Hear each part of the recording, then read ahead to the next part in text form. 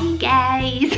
I haven't done a video in ages, I'm sorry. I think the last time I did a video was before the summer, and I said that we were going to go back home. We were going to go back home to Scotland in the summer.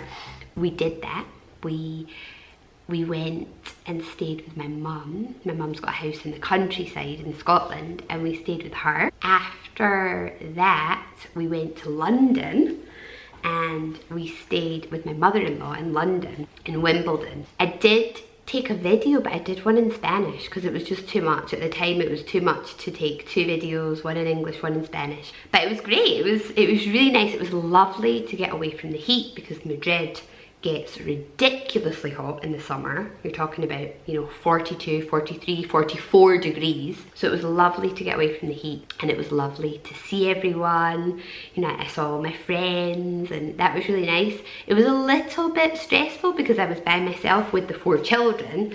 John had to stay here to work. We had tried to plan it in advance, but my mum didn't know whether she was gonna be in Scotland, and she said she didn't want us to go there and stay in the house if she wasn't there. So we were waiting on a reply from my mum, and then at the last minute she said, yes, I'll be there, you can come. So I booked flights last minute, but John can ask for holidays at work last minute. He needs to really like notify his work well in advance, so he stayed here. So it was a little bit stressful being by myself with the 4 children. Luca behaved absolutely terribly on the flight. It wasn't fun, but apart from that, like, it was great. It was I'm happy that we went. I hadn't been home in 5 years, so it was time, you know, it was really time to go back. When we came back from London, my mother-in-law flew back with me, and she was here for 2 weeks. She stayed in our house for 2 weeks. I don't think she liked it because it was boiling. It was, I think it was about 40 degrees, and she's from the Basque country. She's from the north of Spain where it doesn't really get very hot. And obviously she lives in London where it doesn't get too hot. So yeah, I don't think she'll be coming back here in August again. And then in September, Amaia started a new school. This past year, she hasn't been very happy in the school that she was at. She's now at, it's like a semi-private. They're called Concertado, it's called. Our idea was always to send our kids to that school in high school. Because Amaia wasn't happy, we've just thought, well, let's speed up the process a little bit and send her before. She's so happy. Like, she's so happy there. She looks beautiful in her uniform, because my kids, oh, I don't know, they get to an age where they don't want to wear what I put out for them. They want to choose their own clothes, and the majority of the time they walk about looking a complete mess. But I can't say anything because they won't let me choose their clothes. So they go to school looking a mess. And it's so lovely now that Amaia goes with this beautiful uniform, and she goes looking really smart, and she wants to wear this nice uniform. So I'm happy because she goes and she looks great. This school, they offer English. All schools teach English here in Spain. But this school also teaches French, so she's learning French, so I'm super happy because I get to talk French to her. The school has a swimming pool, so she has swimming. It's just lovely. It's a really good school. She has met lovely friends, lovely girls. The only problem is she's tired because it's a long day. It's 9 till 5, and she's used to going 9 till 1 in June and September, and then 9 till 2 the rest of the year. She's not used to having such a long day, and I think they do expect quite a lot from her, so it's a big responsibility. It's tiring, and she has come up to me and said, but Mummy, I feel like I don't have any time to play now, and I feel like I'm barely with my family. I miss my family so much. And I was like, oh, because all my kids, they're very family. Like, we do spend a lot of time together as a family, and my kids want to be around their family. And now obviously she doesn't see us that much. You know, she's getting out of school at 5. We get home at 5:30. We're together as a family for 1 or 2 hours, and then at 7 o'clock we have dinner, 7:30 going up to bed, and 8 o'clock lights are out. She's not really getting a lot of time with her family now, which is sad. but I'm also really happy that she wants to be with her family. The idea will be to send all of the children at some point, but there's absolutely no rush because the rest of them are really happy where they are. I love the fact that they finish at 1 o'clock now in September and in June, and that they finish at 2 o'clock the rest of the year. Well, I say I love it. It's not great for me because it doesn't give me a lot of time to do anything, but I think it's great for them. When they're young, it's better for them to go less hours to school because, as Amaia has proven, it's too tiring for them, you know, to have such a long day. So yeah, that's the school front. It is tiring though because John's had to change his timetable so that John can take Amaia in the morning and I take the other ones. And then I go and pick the other ones up, I bring them home, I give them lunch, and I'm then back out again to go and pick Amaia up from her school. So there's a lot of running about in the car, a lot of going back and forth, and there's not really much time to do anything else other than take the children to and from their various schools. So in that respect, it's not great, but it's what you have to do. As a mother, you have to do what's best for each of your individual children, and this is what is best for Amaia right now. It's not what's best for all of them.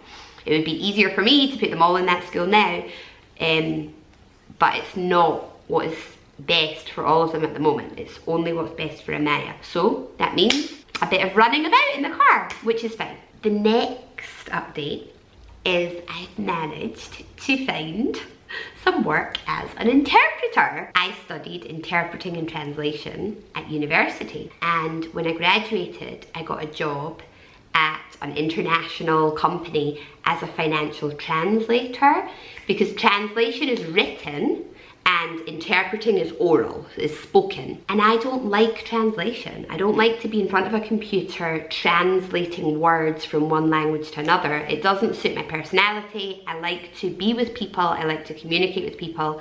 I like to talk. The job of a translator is just not suited to my personality. It's not suited to me at all.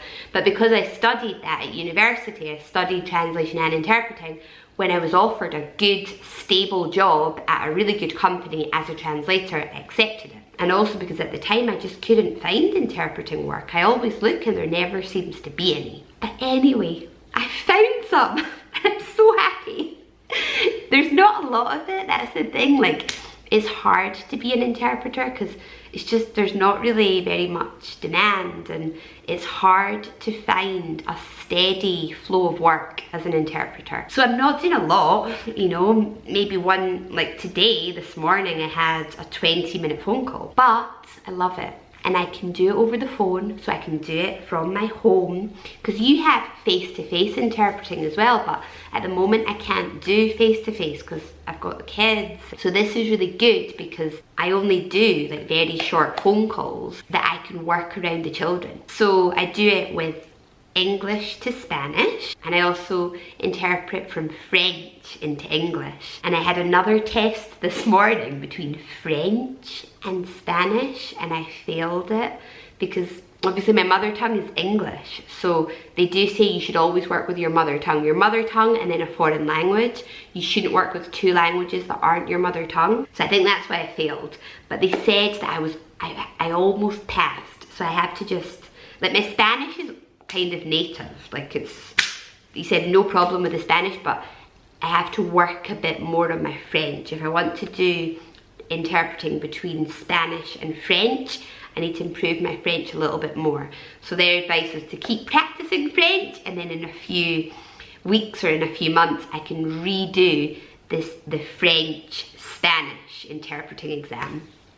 But yeah, I'm so happy. I love languages, I really do. And I'm always super happy when I'm talking French and when I'm talking Spanish, and I can talk Italian as well, but I want to get my French up. I want to become really good at French. And then when I can manage English, French and Spanish all really well, then start trying to improve my Italian again. That would be the ultimate goal. To speak English, French, Spanish and Italian amazingly. Like, speak all 4 languages super fluently.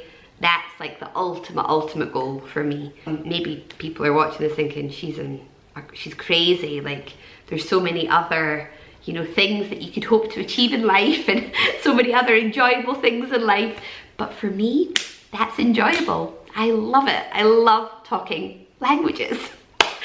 So yeah, I'm super happy, over the moon with what I'm doing, even though I'm not doing a lot of it. But it's nice to know as well that opportunities are there, and when the kids are older and when I can work more hours and when they all go to this semi-private school and they're all there from 9 till 5, it's nice to know that the work is there, and I could quite possibly work from 9 till 5 as an interpreter and earn a decent amount of money doing what I love. John's gran died, so he's away. He's away to the Basque country because she was from the Basque country and they're going to have the funeral there. He's away now, so I'm by myself with the 4 children. I feel like this is a recurring theme at the moment. Always by myself with the 4 of them, but it's fine. And also my uncle died. I can't go to the funeral's in Scotland, and I can't leave the children, but I'm able to watch the funeral live online. So I'm gonna rush, pick up the kids, and then rush back and connect and see if I can watch the funeral online today. So yeah, a sad time, lots of death, but it also makes you appreciate life, you know? We're not here forever.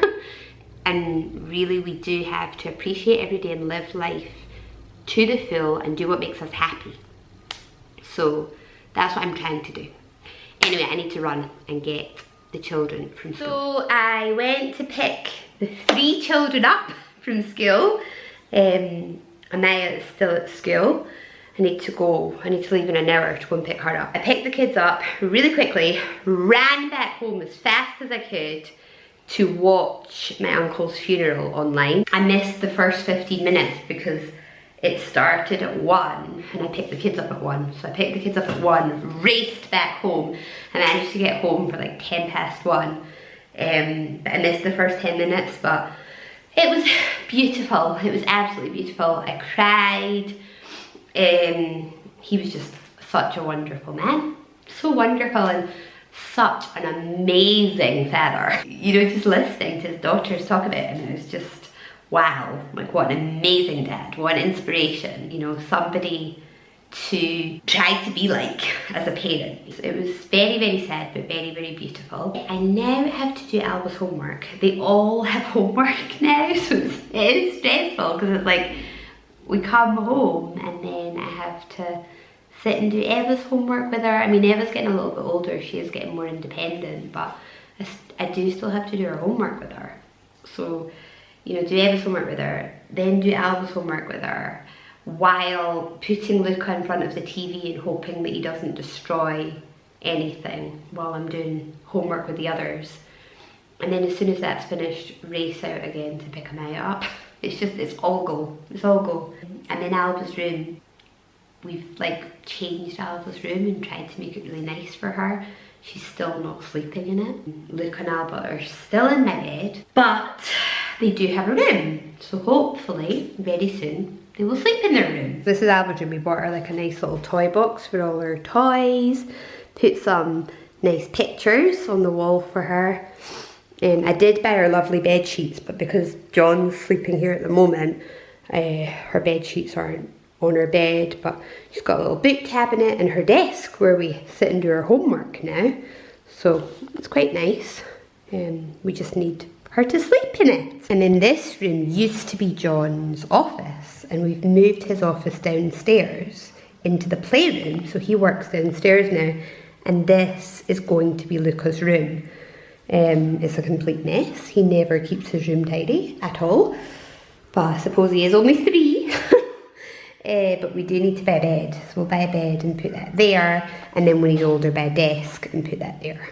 But yeah, now we've got all the bedrooms on the same floor. We've got Luca's bedroom, then we've got Alba's bedroom, then we've got a toilet for them, we've got Amaia and Eva's room that they share, and then the master bedroom that hopefully John and I will sleep in one day. Oh, and another thing, I'm super excited. So I think I talked about this thing, Easy French. It's a YouTube channel that you can watch if you want to learn French. So I watch it all the time. and I listen to their podcast.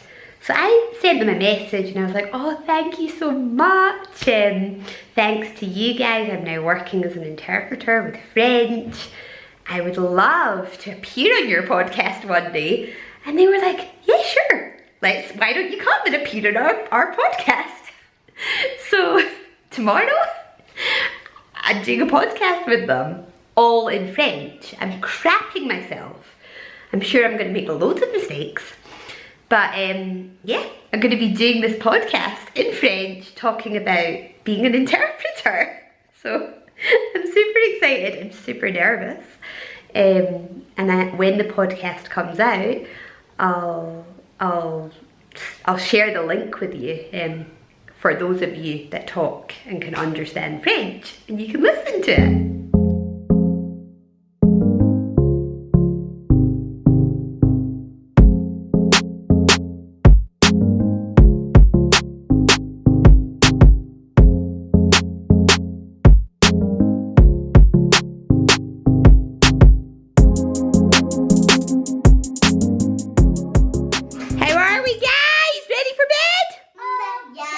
Good. Yeah. How's it been? A bit crazy, you know? That we don't have Daddy here to help us, but a little bit. We're managing. And tomorrow we're up ridiculously early because we have to take Amaia to school first and then you guys to school. So we have to get up super early and then we're going to leave Amaia with her friend and then take you guys. Which friend? With Blanca. She's going to go with Blanca, okay? You guys, have you brushed your teeth? Yeah, we've all brushed our teeth. Good. Even Luca and Alba? Oh, I actually don't know who Luca and Alba are. Okay, well, we'll brush their teeth and then we're all going to go to sleep. Finally got Luca to bed. Well, Amaia and Eva. So we I try to get them to sleep for like 7:30, 8. So we go up about 7:30 and then Luca tends to fall asleep at about 8 o'clock, 8:15. So he was a little bit late in falling asleep today. But tomorrow we're up super early because I have to take Amaia first and then leave her with a friend and then take the rest of them. And then this one should fall asleep. She should. Like when I go up and I get Luca to sleep, she should also fall asleep, but she doesn't. She just wants to come down with me. So when Luca falls asleep, she's like, Mummy, is he asleep yet? Mummy, is he asleep yet? And then she comes down with me. Which isn't good because it means that she doesn't really sleep very much, you know. I mean, she should be going to bed about 8 so that she can sleep, 12 hours, but she doesn't. She ends up going to bed at like 10, 10:30, 11 and sleeping 9 hours, which is not enough for her. But I don't know. I can't seem to get her to go to sleep. So Amaia and Eva are fine. Like they just go to their bed and maybe they chat to each other. I can leave them, They don't have to have me beside them, but she needs me beside her, and if I'm not lying in the bed beside her, she wakes up and gets up and comes downstairs. So now this is like my time where I come down. Sometimes I connect to an interpreting call and I try and take a call. In fact, I'm going to connect and a call might come in.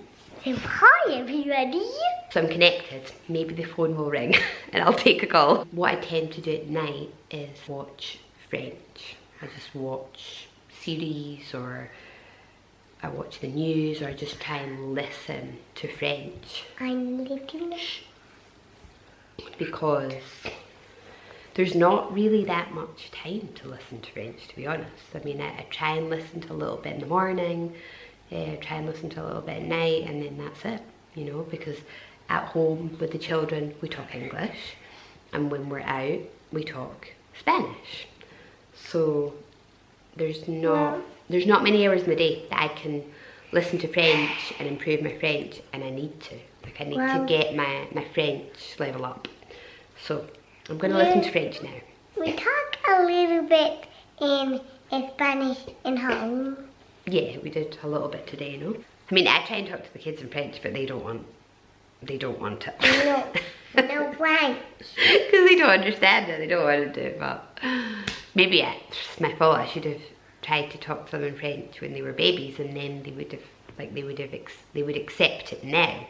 But now maybe they're too old. I don't know. I'm gonna end the video here.